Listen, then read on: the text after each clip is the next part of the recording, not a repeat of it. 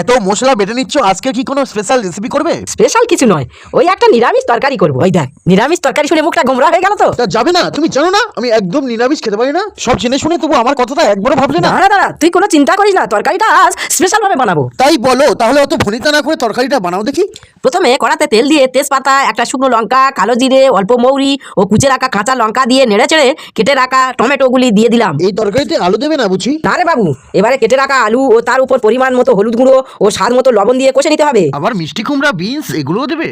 এবারে ভেজে রাখা ফুলকপিগুলো দিয়ে দেবো। তুমি আবার ইংরেজি শিখলে কোথা থেকে? দাদা, ওটা পরে বলছি। এবারে ঘুমের রাজা সুজনি শাক এবং প্রোটিনের রাজা পালং শাকগুলো আগে দিয়ে দিই। এবারে কি জল দিয়ে ঢাকা দিয়ে দেবে? হ্যাঁ, 15 মিনিট পর ঢাকাটা একবার খুলে পেস্ট করা জিরা এবং আদা দিয়ে নেড়ে চেড়ে আরো একবার ঢাকা দিয়ে দেবো। আচ্ছা, রান্না করা তো খুব ঝামেলার কাজ। এতবার ঢাকা দিতে হয়, এতবার খুলতে হয়? হ্যাঁ রে বাবু। কি হলো মা, হয়ে গেল? হয়ে গেল নাকি? হ্যাঁ, হয়ে গেল তোর আবদারের স্পেশাল নিরামিষ রেসিপি। বন্ধুরা, আজকে নিরামিষ হচ্ছে আমাদের বাড়িতে। বুড়মি মারছিস কেন? আগে খেয়ে দেখ কেমন হয়েছে। হ্যাঁ গো মা, খুব ভালো লেগেছে, কোনো কথা হবে না। Comment share